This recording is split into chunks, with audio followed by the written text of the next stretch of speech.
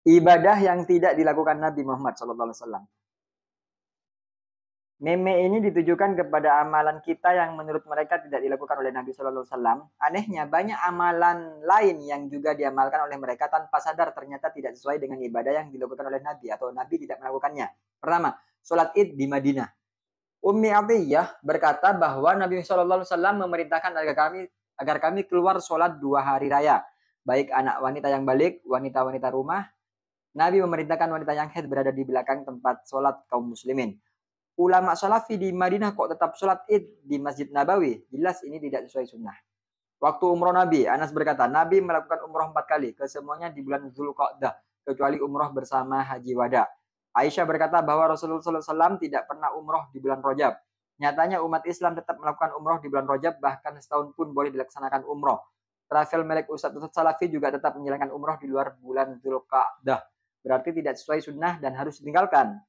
Haji Ifrad. Para ulama berbeda pendapat dalam hal apakah Nabi melakukan haji ifrad atau qiron. Berdasarkan itu, didasarkan pada perbedaan dua sahabat Nabi. Bakar mendengar dari Anas bahwa Nabi SAW pernah melakukan niat haji dan umroh bersamaan, qiron.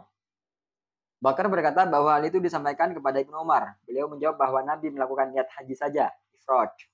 Tapi kebanyakan jamaah haji Indonesia melakukan haji tamattu, yaitu umroh sebelum melaksanakan haji. Apakah haji tamattu ini bid'ah karena tidak dilakukan oleh Nabi? Tentu saja tidak bid'ah. Mikot makani. Mikot sebagai tempat permulaan mengawali ihram telah ditentukan oleh Nabi. Rasulullah SAW menjadikan Dzul Hulaifah mikot bagi Madinah, Juhfah untuk Syam, Qarnul Manazil untuk Najd, Yalamlam untuk Yaman, semua untuk mereka dan yang datang dari arah mereka. Daerah yang dibawa itu maka dari rumahnya. Orang-orang Indonesia semestinya mikot dari Yalamlam, tapi dalam prakteknya baik jamaah haji gelombang pertama atau kedua, banyak yang tidak mengambil mikot di Yalamlam. Bisa dibayangkan beratnya ihram pada pemberangkatan jamaah haji gelombang pertama jika harus mikot dari pesawat sementara pelaksanaan haji masih 1 bulan lagi.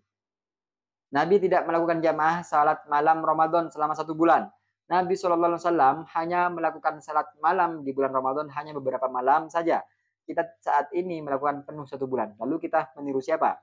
Terlalu banyak contoh ibadah hasil ijtihad ulama yang tidak dilakukan oleh Nabi tetapi diamalkan oleh umat Islam. Dan Nabi membenarkan ijtihad ulama serta bukan bid'ah. Kadang Salafi Indonesia terlalu semangat membahas bid'ah tanpa penguasaan ilmu fikih yang ternyata dilakukan oleh ulama mereka di Saudi. Makanya kalau jadi Salafi jangan terlalu alay dan lebay.